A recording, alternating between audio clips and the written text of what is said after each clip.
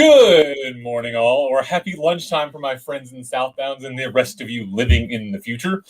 And welcome to Kalbardr's Corner for this episode of Coffee with Cal.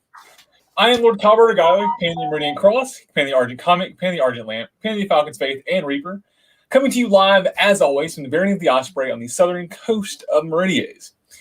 And for this episode, I am joined by the magnanimous, the man with the fabulous mustache, Sir Zhigmun Czypsser, or just Sir Zippy, if you're feeling less fancy. Good morning, Zippy. Good morning. So would you like to give us a little bit of an introduction about yourself? Tell us who you are and why you are, in fact, fabulous. I wouldn't necessarily say I'm fabulous. Well, actually, I would. I'm totally fabulous. Amazing. And humble. The most humble. Super humble. That is the most important virtue, I think, actually, right? Super humble. I'm so humble. I'm Zippy, a.k.a. Sir Zhigmun Czypsser.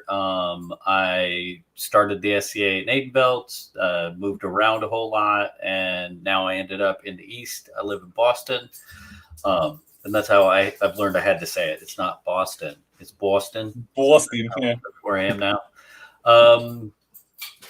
Other than that, I don't really have a whole lot of excitement about me. I do a lot of fighting. I do a lot of pewter casting, and I have the goofiest dog on the planet.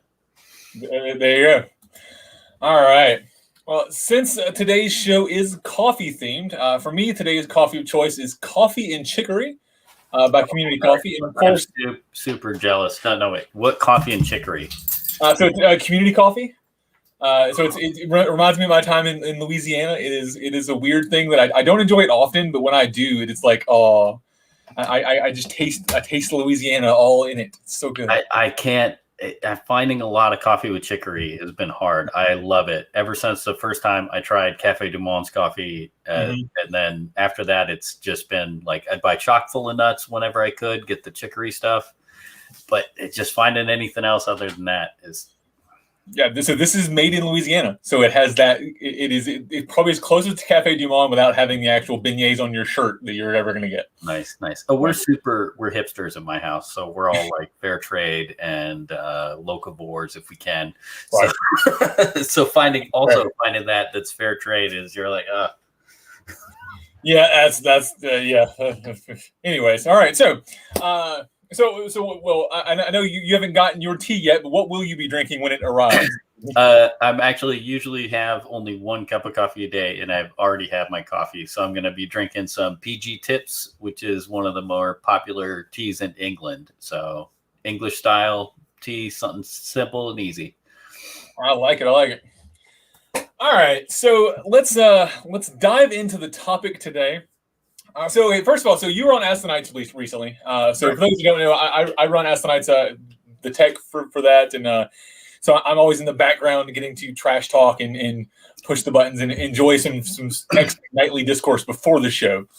And before the show, you were talking about that you were sort of a scholar of the knightly virtues, and that not as much as some knights. Some knights are amazing. I recommend Duke Guillaume for you guys if you've never talked to him. He has his laurel in being a knight. Hold on, wait. He's a laurel in being a knight? Yes. Yeah. His chivalric arts is what his laurel is in. His knowledge of chivalric arts and some chivalric fighting, and he's done a whole lot of other stuff. But yeah, his laurel is pretty much in being a knight. That's yeah. I didn't know that was a thing you could do, but that's cool. And he's also he was a baron when I lived in San Diego. He's a duke, knight, pelican, laurel, and then he started their unarmored combat program that they have there, and he also does all types of historic combat stuff in full suit. So there's a chance he could be a mod sometime soon too. So he could be one of the few that will collect the set. Gotta catch them all. He's not trying. That's the funny part. He's just right. Well, and then a fun, goofy guy. So on the tangent for a second, I think that's the way. Like that's the way you should do it. That's the way you should become peers. You should just enjoy your life and do the things. And somebody goes, "Hey, it turns out you're a peer at this thing. Here you go." And you're like, "Oh, cool, thanks." And then you just move on with the new things. Like, you shouldn't be trying to be a peer. You should just be a peer. I talk with Sir about that. It's just be a knight. Just do knightly things. That's all you gotta do. That's it. Duke Brian of Tarragon.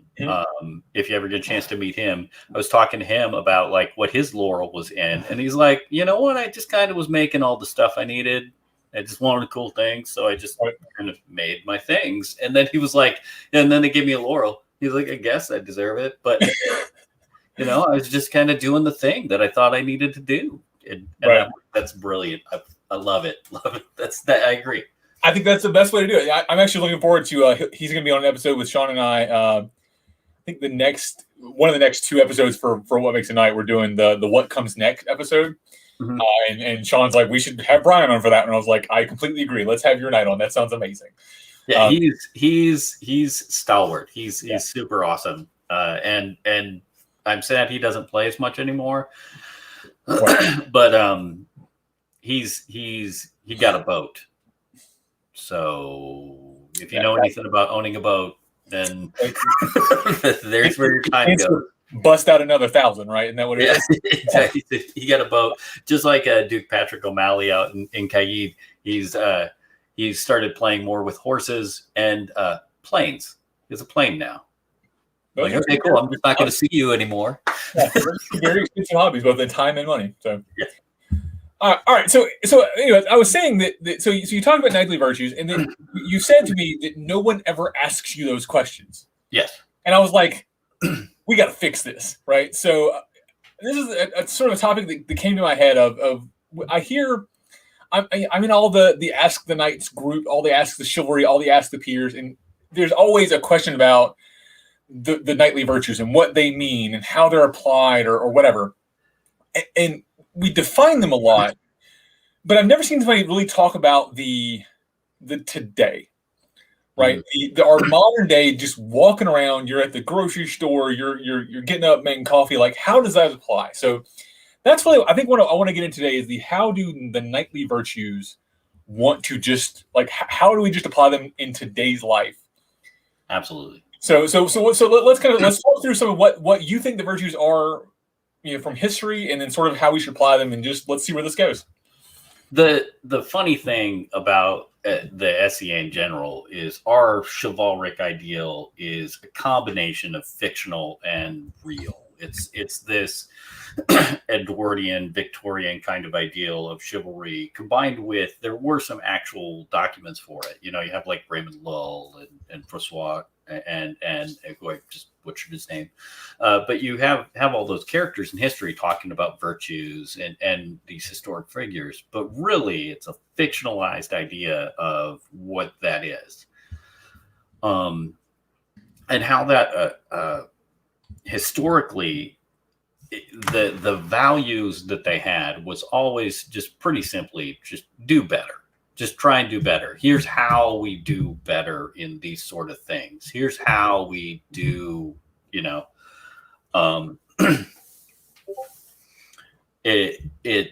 it's super valuable to understand that that's a fictional idea in some situations, but to realize that it did exist. It was a thing.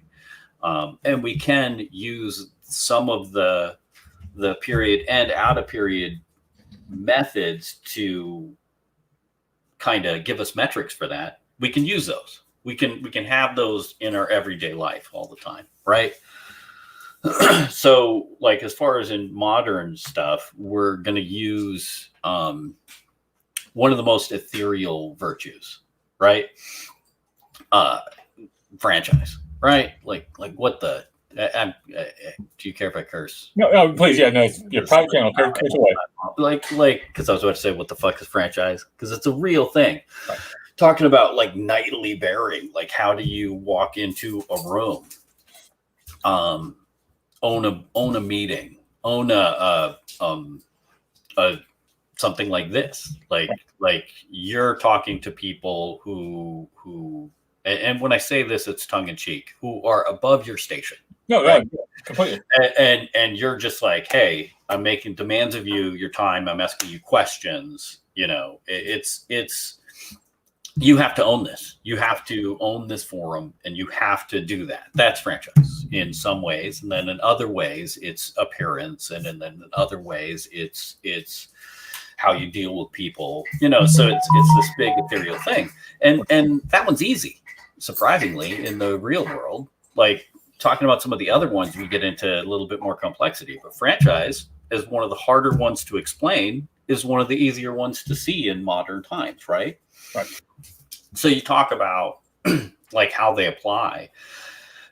You just got to look at them philosophically and then start talking about them. And you'll find that everybody that's successful has some level of that application, some set of values or virtues that they apply to everything. And it's super easy to see when you finally decide to look at them. And then the ones that you can look at the metrics that they give us medievally and go, oh, I'm weak here, improve that. And you'll see how it improves everything else in your life. Right. So, first of all, I think you're correct there. I think franchise is the one that I know when I first started looking at virtues from when I was talking with Duke Sean, like when we first started the series, franchise was a weird one. Like, I hear it mentioned so much, right, in an SCA context, but it was always one that we never could define. I think he finally defined it fairly easily for me, but I think that only applies to the SCA context, not to our modern life context, which was to him it was you have two parts of being a peer, which is your prowess and your thing, and the franchise, which is everything else. It's the peer-like qualities. It's your thing. It's your like the stuff of being a knight or being a pelican or whatever. It was everything else that wasn't the fighting or the service or the art, right? I don't know that that's as easily applied to a modern day life. But I think you're right. The rest of them are so weird because a lot of them like humility. Like we joked about being humble. Yeah. And we often talk about toxic humility and of knights being, oh no, I'm not worthy of this accolade. Don't bestow this title with me, and sort of being exaggerated about it, that's humility. That's bullshit. Like it is. And I'm glad people are starting to realize that. Helga and I talk about that a lot on the couple shows we've done with Unpack Your Shit, that it's okay to like accept your accolades. It's to say like, no, I did the thing. I'm pretty good at just the thing I do. Thanks. You wouldn't do that if you were getting an award in a workplace situation. Right. If you received, I received this award, you would just go up, say thank you. Then you would go back, sit down. You might say those things privately, but publicly you would not say, I don't deserve these things. And in the SCA, we actually get a lot of that where people are publicly saying, I don't deserve this, where if they were doing it at work, they'd be like, oh yeah. And then with franchise, I've actually seen the opposite happen where somebody with extensive franchise and success in their public life have come to the SCA and been shunned for their confidence and skill and been like, I am a professional. I can come in and I can manage a room and I can do this. There's a perfect example of Count Thomas de Revel, who some people said he was really, really arrogant when he first showed up because he would show up confident and know everything, how to manage the situation. He's one of the top single action shooters in the world. He showed up at an event and he hadn't shot in 2 years, took third place in the world. He's tried a case before the Supreme Court and won. What are you going to do? Right. Playtime game. Of course he's arrogant. He's going to walk into every situation with a confidence that you have never seen. Right. And it's not that he's not humble. It's not that he's not that. He's just like, how do I own this situation? How do I own the room? And how do I master this craft? And he'll be the first to admit he's a flawed individual and he had other issues coming up and other problems. But that argument's not valid. That motherfucker has franchise. Shut the fuck up. Franchise doesn't translate yet. I need that shirt. That motherfucker has franchise. I need that shirt. That's funny. But again, he whether there are other arguments that were valid about his path,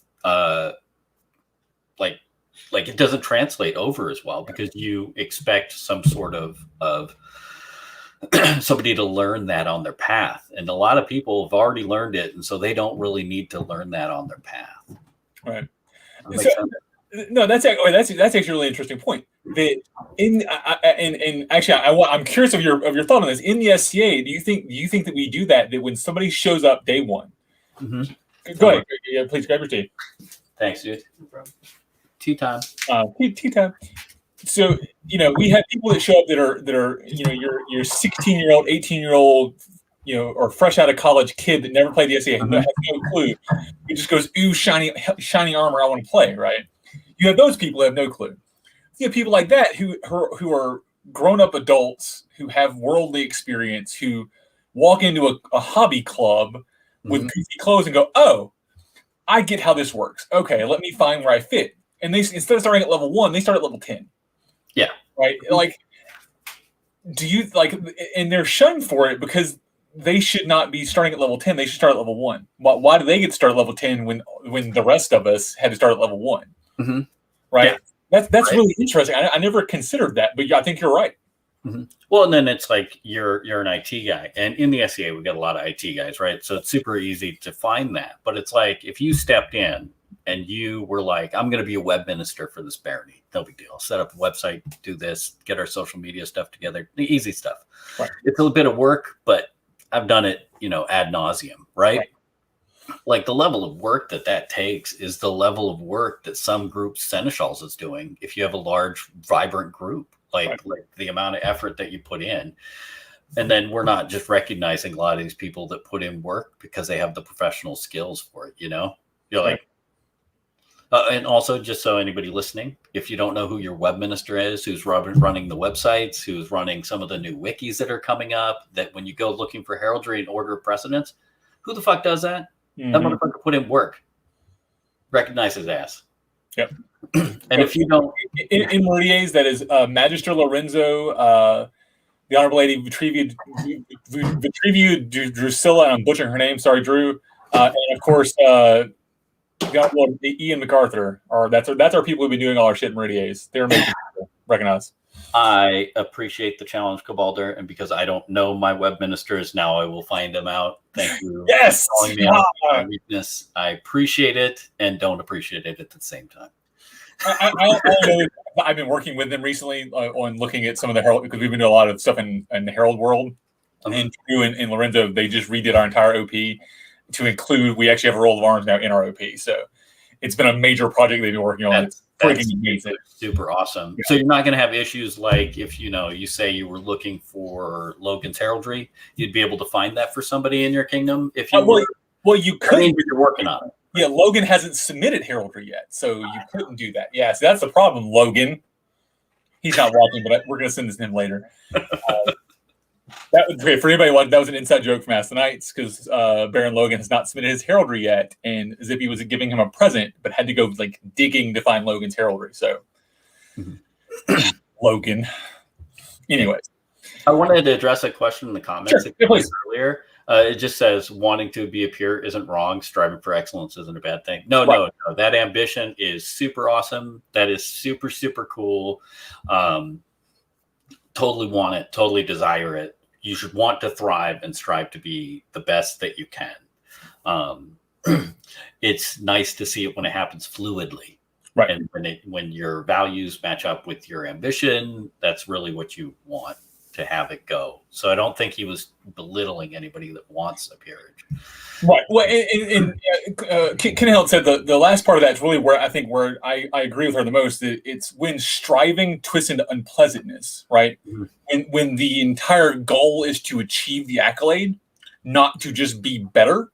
Mm-hmm. That's when it becomes a problematic, right? And that's sort of what I meant. And I definitely apologize if that's not the way that came off. And thank you, Kenhild, for calling that out there. In a side note, there's something I wanted to mention in Ask the Knights that didn't come around. Sure. And for anybody that's wanting to become a peer, I'll just use Knights as an example.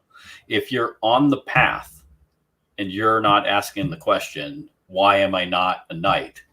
And those answers aren't virtue based, you're not doing it right. Right? Like every good knight that I know asks that question of himself all the time. They'll ask, why am I not a knight? And I ask it all the time. And you should always have an answer.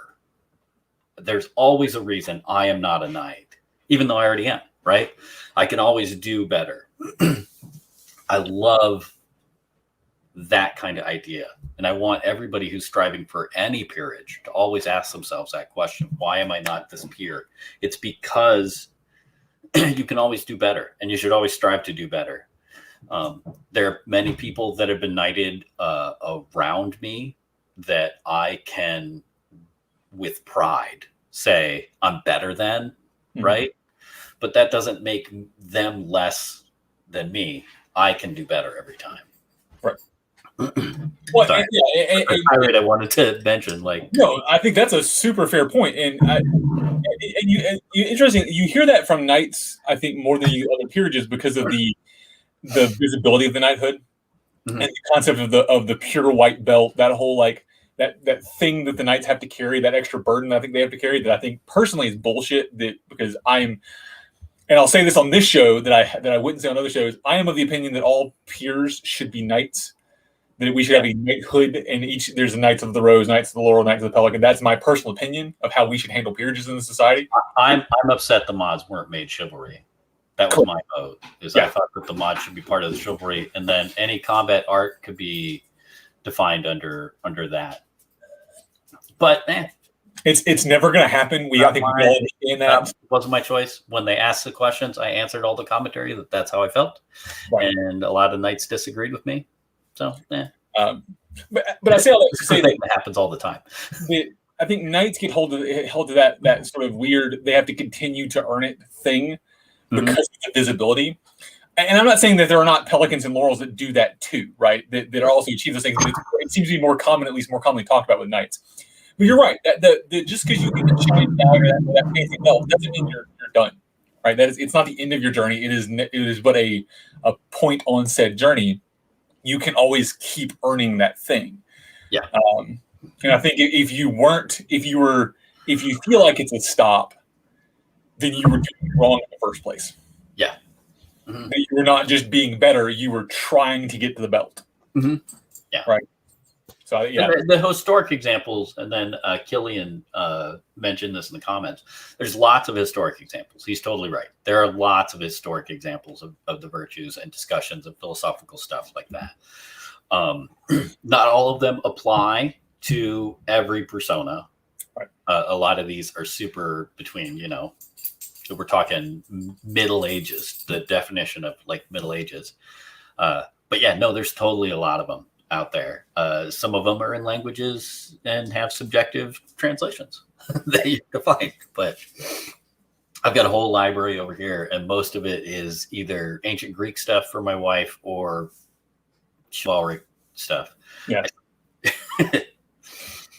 That's it. I think it brings me another interesting point because so the SCA especially recently has started really pushing into outside of Europe, outside of that 14th century mark, right? So we're getting into more off the wall sort of concepts of these virtues. So we're looking into Norse cultures, looking into the Middle Eastern cultures. Yeah, we see you, Logan. I see you out there watching, Logan. You're good. And we see a lot of concepts of chivalry, and I'll use chivalry in air quotes, right? Or humility, or generosity, or because that's one of the things. If you're reading the Mongol stuff, one of the things that's super important in the Mongol culture is generosity, and that's weird because you're like, oh god, the Mongols were crazy barbarian people, but they were super giving of themselves and in their homes and of their guests. Yeah. A super important virtue to them that you wouldn't think about because these were barbarians. Well, there's a South American tribe, which is not quite related to us, but it's showing that an indigenous culture that is completely detached from anyone else will come up with these standards and ideals. And the Yanomami people, their version of hell is for someone who's not generous. So the anthropologists that went down there and would have to bring the one food that they could keep and bring with them was peanut butter because they thought it looked like monkey shit. And so that was the only thing that they wouldn't trade for. But any other time, they just come up and offer trade. Right. Conversely, the Yanomato people have an abuse culture, which is really complicated. But that just shows that for every story that we have that we've read that has this really neat thing, there's a converse side. Like you look at a lot of the piety stuff and crimes of the church. Well, there's a few of them, right? Well, just one or two. I mean, I think we could. How many popes do you need? It turns out 3 during one period of time, right? So yeah, so that brings us to another sort of, I guess, topic. So a lot of these we look at from the chivalric, like the 14th century chivalric culture, are very religious based, right? And in today's modern society, whereas yes, there are still a ton of us who are Christian, a ton of us who are of the Abrahamic faiths. Yeah, there's also a ton of us, myself included, who aren't. Those virtues, whereas I think they still apply. There's so many of them that apply. A lot of them, the definitions that are the romantic definitions, were twisted to a romanticized version of that religion, right? So I think we have to really look at that. And we have to be careful at how we define those, because when we're using other writings that were very specific. You always have like, how do we break those apart? How do we sort of rip that out of that religion and out of that religious context to look at really what the crux of it was? What's our path to that? Yeah, it's weird historically, because there was also a disconnection historically, right? like the Papal Wars. You've got a whole bunch of stuff like that. There was definitely Christians on the opposite side of the Pope, and that was the main dogma for that time, right? But those people were still Christians. And then they would throw excommunication around at random times, and then rescind it as needed on your mercenaries. But yeah, so like defining piety in a modern age, especially for someone like me who's an atheist, like how do I define piety, And then one of my favorite virtues that Logan asked, what virtue do you rely on mostly in your everyday life? That for me, it's faith. Because as an atheist, my application of my belief in the virtuous ideals, right, is what's the most useful to me in my everyday life. Because I mean, how many of us struggle with depression? How many of us struggle with any of these other things, right? And then a lot of the time, it's your faith in your ideals and your faith in the people around you. Those two things are the things. And some of those ideals, for some people, are religiously based. They're just not for me. For me, they're historically based, and based on this fictional chivalric ideals is just the philosophical metric that I use. Right. But then you get to piety and you're like, I don't like, how do I, chastity? It's not one of my things. It's just in any concept of the word. Yeah. Not there. But then, I mean, it's like there's this blend of the religious virtues, right? There's faith, piety, purity, and chastity. Like those are like the 4 that are kind of religiously based in the period. But I'm like, I don't know how to define that in the everyday life. With age, it was super easy for me to refrain from some gluttonous activity. So it's like, I just can't get drunk and stupid anymore, because that hangover is for real. So it's not an application of chastity, trying to limit that. It's just like those are probably the hardest for me, and I usually apply them to when adversity hits. I'm still going to abide by my virtues and values. Does that make sense? Right. Yeah. No. Yeah. I think that's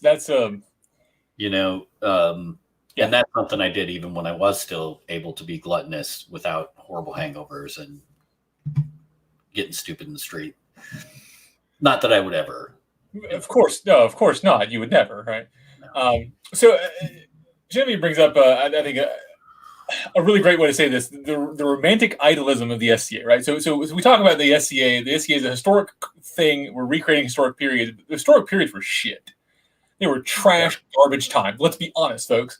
There was plagues, there was pestilence, there was murder. It was just terrible. Mm-hmm. We also have some modern times of that are also terrible. Look, we have plague, we have pestilence, we have murder. But the romantic idealism of what we see in the history books of the storybooks of these medieval times, that's what we want, right? Mm-hmm. So the personal belief she is here is treat others as you wish to be treated, right? That's the golden rule in a ton of cultures. I think that's super important. I think that's a way to look at that, and you can take those virtues and apply them to that, right? Mm-hmm. Find your own definitions for these. Like, you don't have to necessarily work on the Arthurian legends virtues or the religious virtues or the 7 deadly sins or like that. Like, don't apply those as they're written. Mm-hmm. Find your own. The disagreements are some of the fun parts too. Right. Like, some of the better definitions I've had have been with disagreeing with somebody while we were discussing it. Like the threefold kind of franchise, all the different spaces. You know, I originally was like, this is franchise. And I was like, wait, this is franchise. And then this is franchise. And then this is franchise. And this is franchise. And this is franchise. God damn, we should quit talking about this because I don't have more space to define this one. Right. We're running out of paper here. I'm like, can we get to the other virtues? Because if we keep discussing this and having conflicting ideas, then you're just going to evolve me into somebody where I just, what do you philosophize about this one virtue? I don't have time for anything else. Oh, yeah. There's 37 virtues. I got one. That's all I need. One. I was on Master Corwin. My knight was Squire to Master Corwin in the West. Mm-hmm. And then he had told me long ago, and I don't know where he got it from. He's like, every knight gets one. You get one virtue. Right. You can want to be one, and you'll have all the virtues, but you really get one that everybody looks at and goes, that's a purity knight. That's a, franchise knight. That's a prowess knight. I've heard that mentioned. I never considered that. I think that people have a thing they end up focusing on. Mm-hmm. Because it's difficult to spread out. Even if you look at 7, like let's pick the most popular 7. Whereas, you have all of them in some form or fashion. You generally end up focusing on one because we are a sort of a focusing people, I think. Yeah. Well, and then you never get the one you want, it seems. Right. Or you say you want, maybe. Yeah. Yeah. Well, I've always, like a lot of the squires and me and my pride, I want to be a prowess knight. I really want to be a prowess knight. I want to be a guy that takes the field and there's no question. But I just that I don't win enough to make that happen. You know which end's the pointy end, but Yeah, I still do good, but yeah, no. And what's funny is some of the prowess knights, it's funny when you talk to them about which ones they idealize and who are the knights they look up to and the ideals they have, you'll realize that they didn't want to be prowess knights. Yeah, they wanted to win. Right. But no, they wanted to be the guys that everybody goes to and everybody looks up to for different things. Like a key example is Sean of Tarragon, super prowess knight. You look at him and his the pile of wins that he has tells you exactly who he is. And now as he's becoming a teacher and becoming a mentor and I've known him for a long time, I've seen that path grow. You can totally see that he's like, I no longer see that as the most important virtue because it doesn't grow our game. But I have that skill. I'm going to use that skill to grow my other virtues and become a good teacher and a leader in these regards.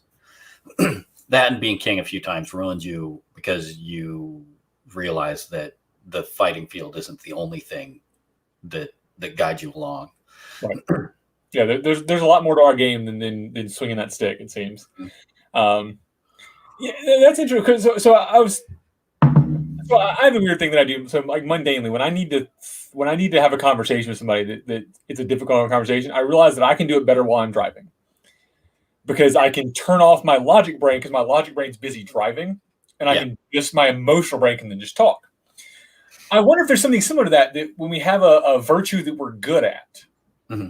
and that so our sort of logic brain ends up being good at that virtue. That's the thing. So we end up missing the thing, or we're striving for the thing over here. Mm-hmm. Or the rest of our brain goes, "Oh, cool! I'm just going to default to what I'm good at." And it gets better at the thing that we're good at by default, right? Mm-hmm. That's interesting. I never considered that, but I think that's a. It's super. It's funny because there are a couple people that really bank on what they do. Right. And what they do well. They know they do it well, so that's all that they really, really focus on. And if you look and you find all those people that only bank on that, the people that look up to them when they're not doing that are super few, right? There's not anybody. But the people that try and spread themselves out and have their thing that they do well and then turn around and do something else too, so that they can, try and branch out or so that they can strive for their ideal that doesn't match up with their skill set. You'll notice a lot more people look up to them. It's super easy to find. And honestly, some of the chivalry specifically, it'll be fight. Let's get good. Fight. And then they become chivalry. And then they're like, oh, there was more to this. Right. And it's wonderful to see people be knighted, fail at being a well-rounded knight, and then become a well-rounded knight. That's the path that I love to see, because we should be making people peers long before they're worthy. Long before they fulfill all the gamuts. This part of this is a game. We should be recognizing people and be more inclusive. I want you to be a knight. I want everybody to be knights. Right. If everybody in the society was made a knight that was worthy of the standards set out by Corpora, it would not lessen me being a knight. It would just make the path for me harder, which would make it more fulfilling. I just felt a whole bunch of knights' butts pucker. I just felt the kingdom. But no, that's an interesting thing. That it's making more knights doesn't dilute it. It really just makes it a more rich challenge to be better. Which is what if you look at some of the historic stuff, like Antony mentioned Sir Nigel, and I realized I hadn't read Sir Nigel since I was a kid. Right. And I work in a lab, so I've got a lot of time with my headphones in, so I could just sit and do it. So I'm through Sir Nigel since that wasn't that long ago. Yeah, I already threw Sir Nigel into the White Company now, and it's all about this worthy deed. I need this worthy deed. Let's go. Let's that challenge, the way the English talk about the French is beautiful, where they're like, yeah, none are more worthy than them on the field. Let's go. Yes. I hope that they're great and mighty warriors. Sad to lose some dudes, but it isn't a good fight. I don't want it. Right. That's what you should want. Right. You want it to be easy. I don't want to just walk into the room and be the best, right? I want to walk into the room and be the best because, Yeah. There's more to it than just that. I think we've gotten off topic. No, it's not. No, I think it's like when you go to fighter practice, you don't go fight the brand new guy first. You go fight the Duke. You want to go fight the badass on the field. And, okay, I've got my good fight in. Now let me go teach some. You sort of you find that balance. Mm-hmm. All right, so let's so I pulled up a list of 7 virtues. I want to go through and let's talk about each one of them individually. And I literally just Googled knightly virtues and picked a list of 7. So this may not be the best list of 7. I picked a list of 7. If you miss one that I think we need, then I'll mention it. Yeah, we'll hit them at the end. Let's hit each one and sort of look at how maybe define them modernly. How do we apply them today? And maybe we can do a little comparison. Let's just see what we got. So I think first one up, I think this is a good one for today. Courage. So what is the medieval definition of courage, and then how do we apply it today? Courage is kind of simple in our hierarchy like kind of harder to explain in real life, right? Like you can easily talk about what bravery is, right? But it's way more complicated to apply it, right? Like how do you apply courage? You can go by instances, right? Like going up asking for a raise, if we're talking about modern times, right? We have an issue in my home right now where I have two people without licenses. Getting into a car and driving is for them is courage, but for some of us, we're like, I need to drive, So it really wasn't a matter of courage because we had like that drive and that motivation, right? Some people more than others, and then some people have been like, like some of my family members in Iowa, driving a tractor since they were 6. So getting into a car was nothing. Yeah. Once you've been in a combine and you're like, that thing has blades on it. What's the car scare you for? Right. I can run over the house with this damn thing. Right. So it's like courage is really a personal path. And then Ask the Knights had a conversation about courage with Giles of Retiu and I think it was Avak and Fergus, I think. I can't remember. Also, I don't know, Fergus is super cool. Everything I've seen about you is awesome. We should hang out. They had talked about, like, if you train and prepare for something, is that courage, right? Like you're talking about military stuff, if you train and do that. But then if in that category, that's prowess, right? Because you're training and preparing and getting ready for this event that will happen so that you need less courage because you're prepared. Oh, okay. So, yeah. So Runa said something I think it touched on: embrace vulnerability, have hard conversations, venture boldly into unexplored territory. So in this case, so you're talking about like preparing for a thing, doing it is the unexplored territory, right? So you've never done the thing before, like so first time entering Crown List, right? Yeah. It takes courage to enter Crown List. Yeah.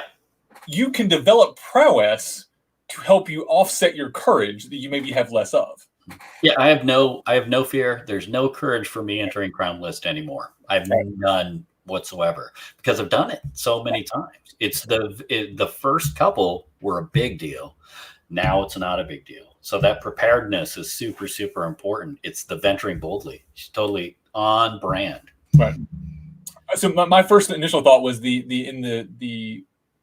our oaths of fealty, this to speak and to be silent. Mm-hmm. And being silent is generally when people say it is the hard one. I would say to speak, but to speak correctly is actually harder. To actually walk up to that, to the Duke Sean level kings and go, maybe, hey, Your Majesty, I think you're wrong. That takes true courage to express that opinion to someone who is, as you mentioned earlier, above your station. Yep. Mm-hmm. Right? I think that's a courage point. That and then the problem is you're gonna be wrong, and then being strong and still doing it again, even though you're wrong. Because within my first year of being a knight, I had told Crowns, "You're a fucking moron," on more than one occasion, and not all those occasions were right. The Crown was not always a moron. There was an uppity young knight that came up that was a moron that said they were morons. That's how it worked. So even in the face of that adversity, it's doing it again because you stand by your ideals. Right. So I mean, that's easy to apply in instances, but as a whole, it's hard to kind of describe because everybody's individual. But I think that venturing boldly thing is right on point. And I owe you a drink, Runa. So if I ever see you or meet you again, I'll probably go up to Kalbardr and say, "Hey, can I have a drink so I can get one to her?" Thanks. I will have her. Considering she is in my living room currently, I'll make sure she gets a drink from you. Okay. I'll pass it along for at least for today. Manhattans are usually how I roll. That's how. Oh, good choice. Good choice. All right, so we're all currently tequila hungover, so we may wait a little bit on that one. We Speaking of drinking, hangover, it's happening. The coffee is necessary today. Anywho, all right. So looking forward. I went to high school like 20 miles from the border, right? Oh no. Yeah, Yeah. All yeah, right. yeah. So we'll get you some tequila. We know some people. Fair enough. All right. All right. So the next one that I pull up here is one that I find. So okay. So in our in the oath of fealty here in Meridies, the response from the crown. Their last phrase is oath breaking with justice. And justice was recently, so previously they said oath breaking with vengeance. And in the last few years, they replaced oath breaking with justice because justice and vengeance are two very different words that you don't think about. But I think justice is a really interesting word because it is there is a repercussion, there is a response to an action, right? Mm-hmm. But the even keel of justice is really important, in my opinion. So what are your thoughts on justice in modern society?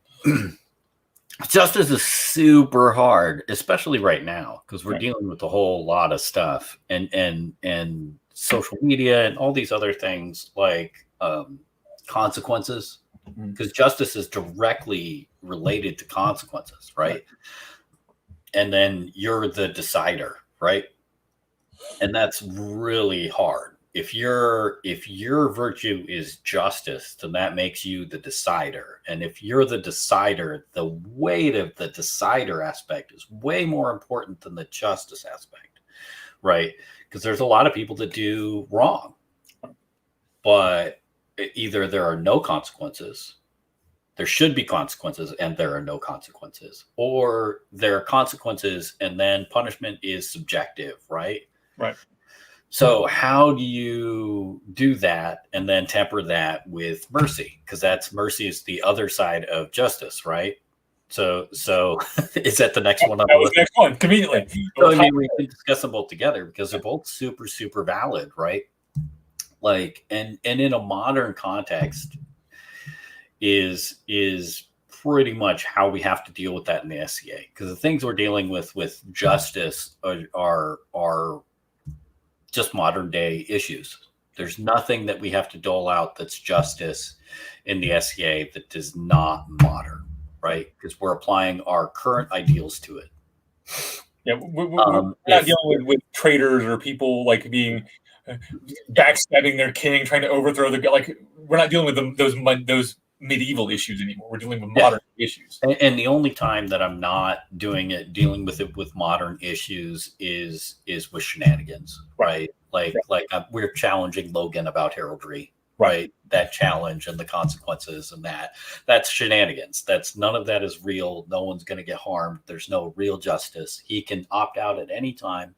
And for anyone that thinks that we are badgering him too much, he's in on the joke. Right. We discussed this before we had the He literally popped in downstairs and like in our backstage a minute ago. I was going to bring him home. He left too soon. So yeah. And he knows that. So that's part of a thing. There's been times I tried to institute those shenanigans and somebody didn't want to be involved.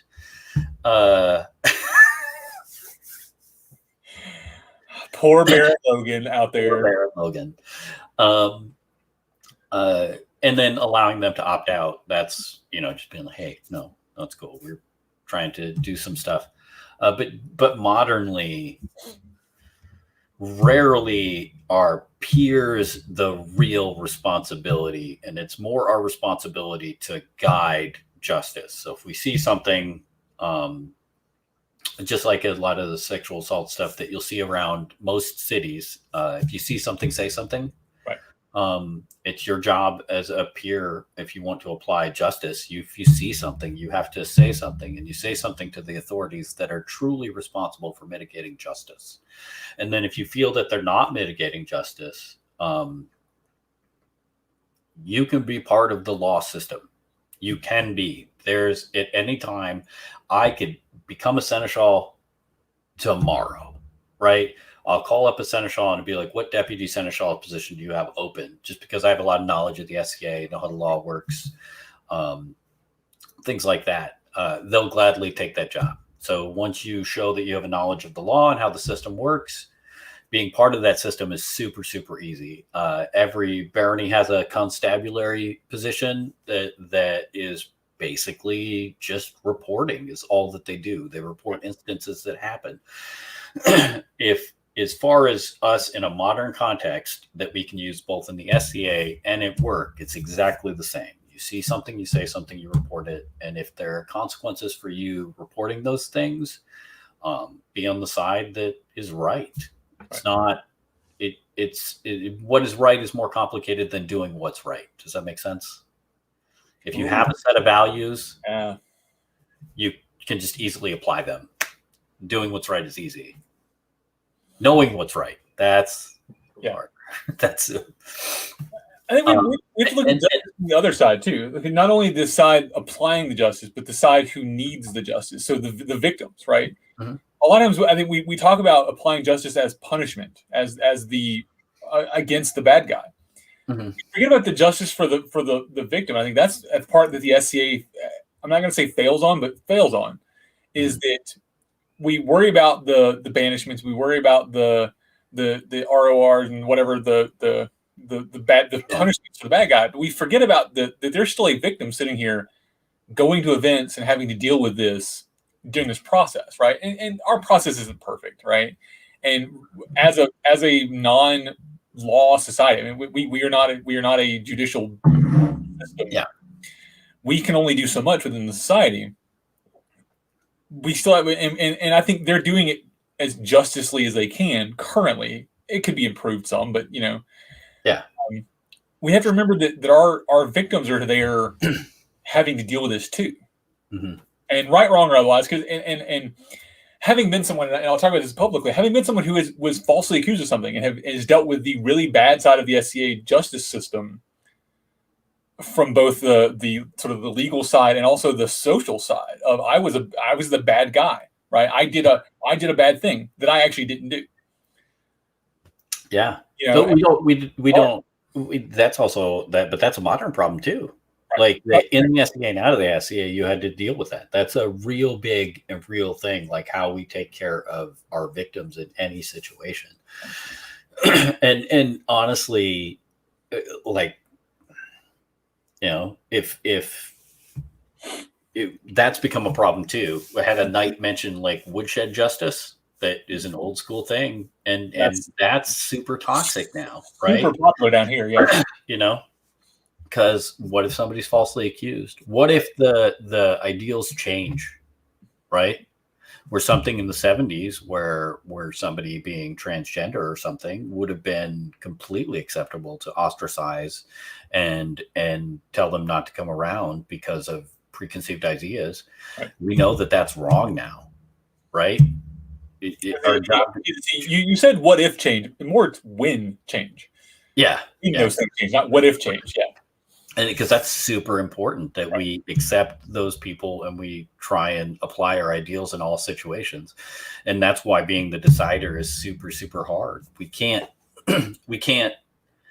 make an assumption that our stuff is right all the time. But if we go in without confidence, then you can't apply the justice when it is necessary.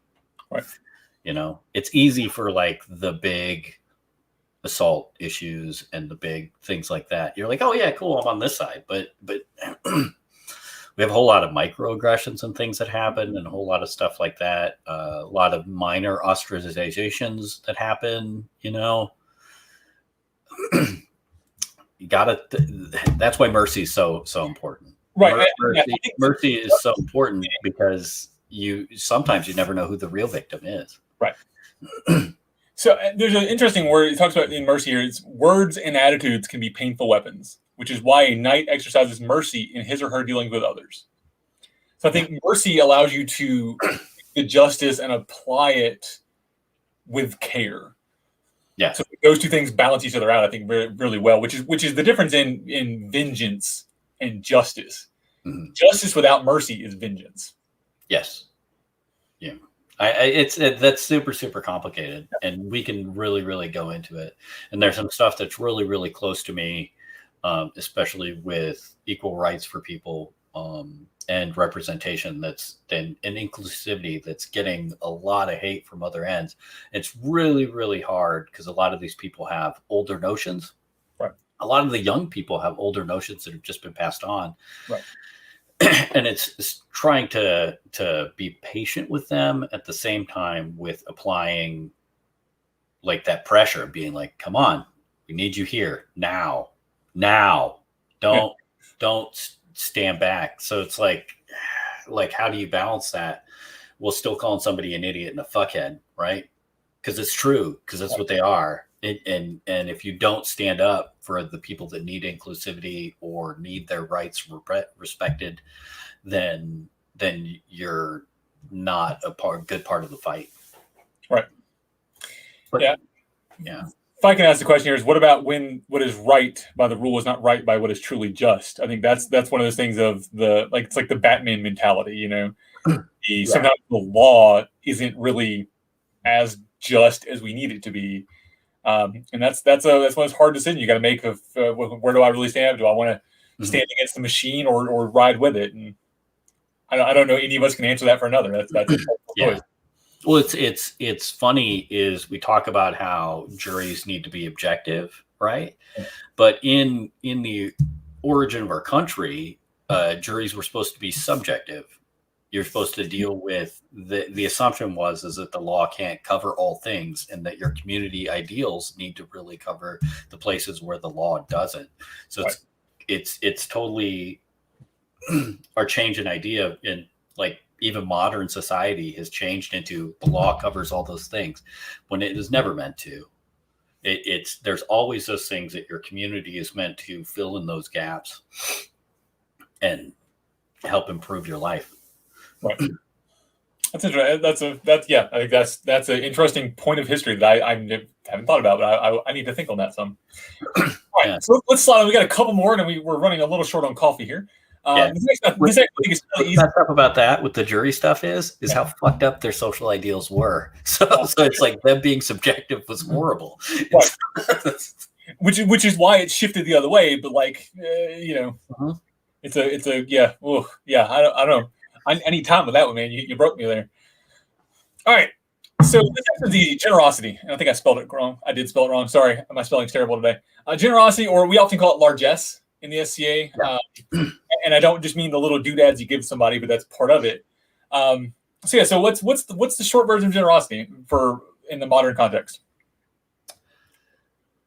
It's super, super funny in modern contexts, like how we're in such a gift culture kind of thing that like people just expect gifts at certain times and things like that. But one of the things that we're all super, super low on is time. Mm-hmm. Like the best thing I can give anything is time. And that's really the best application for generosity in today's day and age. Generosity is almost a gimme, but I really want people to think about what kind of time that they're dedicating to things and give some to somebody else in any situation. So this is the time, attention, wisdom, and energy. Yeah. That's that to me. I was like, yeah, because it's not just material goods. It is the things that are less tangible, and frankly, we have less of. Yes. But it's funny is a lot of people will ask me for something, and you'll get an audible sigh. And that's a failing on my part, but it's totally like, I need this, this, and this. And you're like, okay. And then you're like, and you do the math in your head of what I have available for materials, what I have available for time, what I have available for resources. And then you're like, okay, cool. Here's what I can do. Right. You know, and that in math is important for self-care, by the way. Everybody should be doing that math. You can't give away what you don't have. And if you give away what you don't have, there are going to be consequences for you. Right. Do that math. And so if you come up to me and you need something and you get that out of me, let me do that math. It's healthy for me. So then you can get what you need. It's the concept of you can't pour from an empty cup, right? Yeah. So I think at the SCA, we are often too generous with our time and energy, and maybe too generous with it because we're so focused on the giving of stuff, right? Mm-hmm. We end up becoming too generous. And part of it may be going back to that toxic ideal or the toxic nature of the striving, the seeking, the, oh God, I need the accolade, right? That it becoming toxic, that we're becoming so, we want to be seen, we want to be giving, we want to have these virtues that we almost do it too much to our then detriment. Yeah. When it's realistically being honest with yourself about that is the important part, and honest with the other person about that. I think that's not one that's really in here, but it's in the idea of honesty, which maybe will come up here in the ideas of faith in the nobility of things, which are next to. So, all right, so we talked about faith earlier. I think we will skip that one since it's the idea of trust and integrity, and those concepts. I think that you summed it up just amazingly earlier. This next one that I saw when I first read it, I was like, that's a dumb one. But then I read their description, and I'll read it here. It says, nobility, although the word is sometimes confused with entitlement or snobbishness, or in our case, we understand what nobility is in our SCA context. It conveys the importance of upholding one's convictions at all times, especially when no one is watching. So it is your own noble bearing. Ethics. Yeah, it's ethics. It's maintaining your ethics throughout. I think I've never heard it put as nobility, but that's really interesting. Do you have franchise on here as well, or is nobility covering franchise? I don't, because of I grabbed 7, and franchise is a weird one. It often doesn't come up in the cliche knightly virtues one. Yeah, it's hard to define that to somebody that doesn't really read about it regularly. But I mean, we include that in nobility. That's super super. Like getting in there and doing what's right when nobody's watching is super, super important. I'm not a big Seinfeld fan, but the tip jar with the soup guy is really one of the best things, where he's like, he wanted the soup guy to see him put tips in. Right. It's like, it doesn't matter. Nobody cares. It was better that you didn't even mess with it. Right. Like, it caused so much negativity in your life because you decided that people needed to see you do it. Right. It's better that no one sees it. It's better that it just improves you. It's better that it just helps without anybody knowing where it came from. Like, that kind of ethics is super awesome. But then also franchise, which is the bearing. Like, what happens if you're tested on those things? Right. Like, what happens if somebody comes up and been like, hey, you never tip, right? Just because nobody's ever seen you do it. Right. By the way, if you come out to eat with me and you don't tip, fuck off. Legit. Right. Yeah, so, always that's a subtle bearing of nobility thing that is super important to me. And on franchise, there's a term called gray people. I don't know if you've ever heard it. It's just the people that are not involved in your current conversation interactions, but are totally valid to what's happening. So if we were having dinner, we were having discussion or something, the busboys, the waiters, the things like that, that's not that they're not valid. They're just gray in what we're doing. It's the NPCs, to put them in. Yeah, they're totally there. If you're not treating the gray people with respect, right, you're not required to in our interaction. You don't have to, but I fucking notice. Yeah, and it affects our relationship. It really, really does. It's actually one thing that Helga talks about with her when she's choosing a squire. When she's choosing to squire someone, she takes them out. They go on a big road trip, and they go to Denny's at 3 o'clock in the morning, and she sees how they treat the waiters, because that is a true bearing of their nobility. Is Can they, under pressure and after stress, still deal with those what you're calling great people? I think that's an interesting way to look at it. Yeah, I was as a squire. I went out to a road trip back from an event, and we stopped by a diner, and one of the people we were with, when we couldn't get the waitress's attention or anything, literally went up behind the counter, got the coffee, got it for us, went up to the waitress and said, "Do you need any help with anything, sweetheart? You got everything? You all right?" And you're like, at first I was like, "You can't go behind the counter, asshole. What the fuck are you doing?" Right. But then he was like, "Hey, do you need any help with anything? You look a little busy. Are you all right? You here?" And I was like, "Never mind. We'll keep you. You're bold, but we'll keep you." Right. So I think that goes right back to that what's right by the rule versus what's right by what's just. Yeah, that's wrong. He did the wrong. Yeah. Don't do that. They will get in trouble. But it was what was just at the moment. That's woo. You're right. I don't like it. I don't like that at all. It'd be no. Don't do that to me. All right. All right, so the last one that comes up on this list, and I think, and we'll close with this because this is going to be an interesting one. Hope. Oh, that's a neato one. Yeah. So we've talked a lot of negative in the last hour. Talked a lot about the bad parts of this. Hope is that positive outlook, that cheerful demeanor, that internal flame. I think. Yeah. I never considered that, but that's a good one. What's your thoughts? So I've got a pretty weird philosophy on that, and there's a term I'm going to use that that I don't know where I got it from, but it's funny and super valid. Is always be the corn in the turd, right? The world is a raging shithole. It is a raging shithole out there, right? There is no reason. Philosophically, we're fucking monsters as humans on the planet, on everything around us. We're the worst. And I am not going to let the cloud of that get me the fuck down. Right.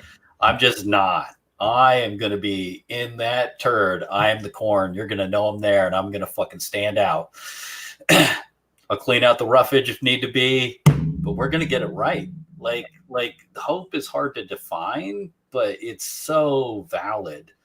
And it's also valid to let go, right? Like I've had plenty of jobs and places where that place was trash, and that place there's nothing I could do to save it. I was going to be the best I could while I was there. And it's you do what you can, and then look out for yourself so that you can continually do better. Because if you're there and you're letting it bring you down, then now you're part of the turd, right? You can't let that happen. You can't allow that to go on. And then other things for someone like me who struggles with depression is the longer that you allow that to happen, the more dark it becomes for you. You have to find a way to find hope and realize how important hope is, so that you can apply the other virtues. You can't apply the other virtues if you're in a dark place, and you're going to be in a dark place. It's just going to happen. So it's like hope is hard to define, but it's easy to apply when you see it, when you're like, I know I shouldn't be here. How do I stand strong? Do I need professional help? Do I need to change my environment? Do I need to change my habits? Okay, cool. Do I need medication to get out? If you can't find hope, find someone to help you find hope. Because the world is a dark and evil place, and it's gonna drag you down. You have to have this realize that you want to do better. Sometimes you're not going to be capable of it. I understand that, and that's why seeking professional help is super important. Having a good support system, which in the pandemic is a fucking nightmare, right? If you can't tell, I like to talk. I'm an extrovert, right? Like that's probably a whole YouTube channel for it. So it's super important for you to make that happen.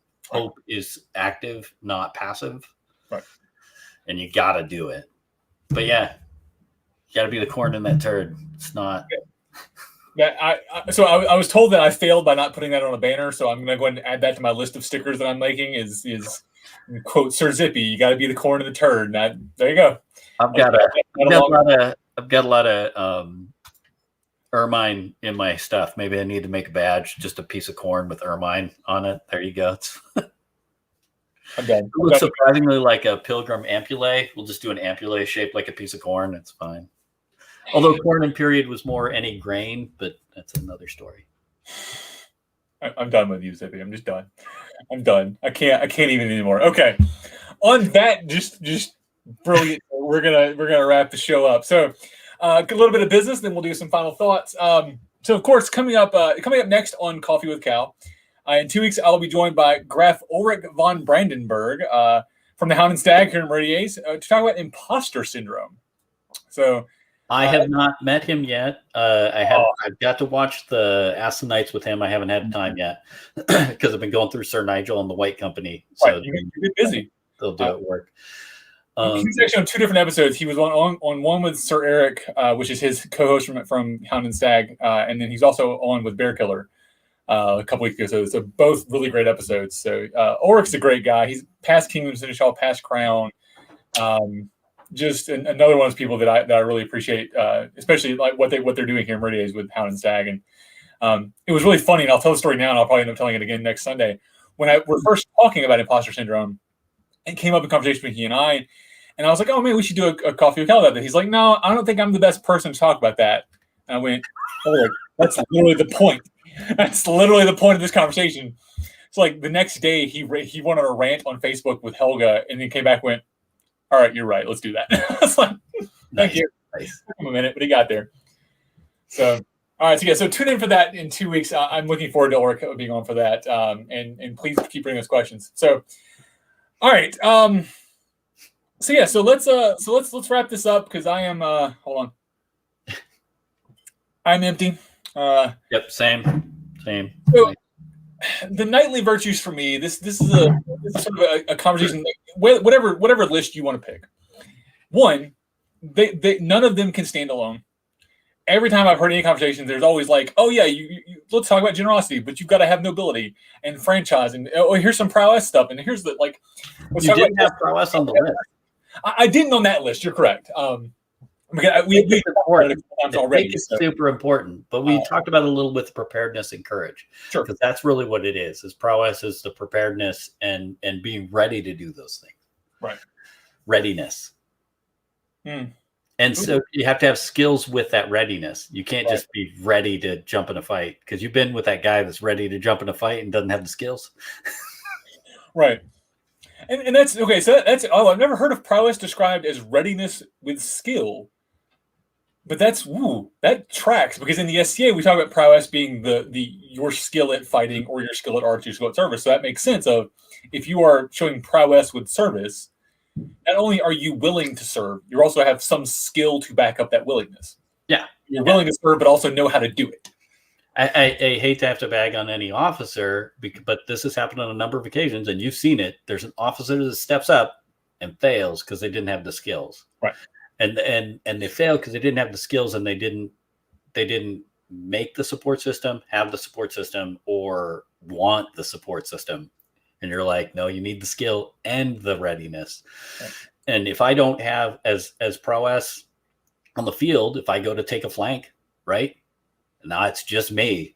I'm going to get my team together before I go out. I'm going to make sure that I have the position I need to take it, and then I'm going to go. And that applies for everything. So your readiness is about building and training, as well as just having the skill itself. Right. Yeah. No. That is the best. Okay. You win. You define prowess the most. Like just the most complete version of prowess I've ever heard. That is amazing. Because I say that because it's always knights talking about prowess of skill with stick. That's all you ever hear is the skill with the stick, and that's can you in a fight. It's never the skill and the readiness put together as a piece. Mm-hmm. Now that applies to prowess across all of your things, and that's clever. I like that. Well Mostly, done. I hate on prowess a lot when discussing the virtues, but the honesty is it has a lot of value. Mm-hmm. But the definition most people use doesn't have the value. Right. I agree. Yeah. All right. Sorry. I know. An important one that I think we need to discuss when talking about knightly virtues is discussing that prowess is the elephant in the room. Right. It really is that we just don't talk about. All right. Anything else? Well, no. I'll go on all day. We can do a follow-up. We'll have another roundtable. It's lovely. So, Zippy, thank you for doing this. I was definitely looking forward to this. I was not looking forward to the hangover I had this morning when I got up, but that's what you get for drinking tequila. I'll tell you that as a guy from the border. Look, sometimes you gotta play ridiculous games and drink tequila. Okay, it's just a thing you do. That was part of who was that? I don't know. But they said hi. Hey, Zippy. I said hi. Yeah. All right, Zippy. I appreciate your time, and thank you all out there for watching. Tune in next week for week after next for Imposter Syndrome. Tune in next week for next episode of What Makes a Night. Tune in following Wednesdays for Coffee or for What You Play Wednesdays. Subscribe. Click all the buttons down below. If you're it's Gless. Who's Gless?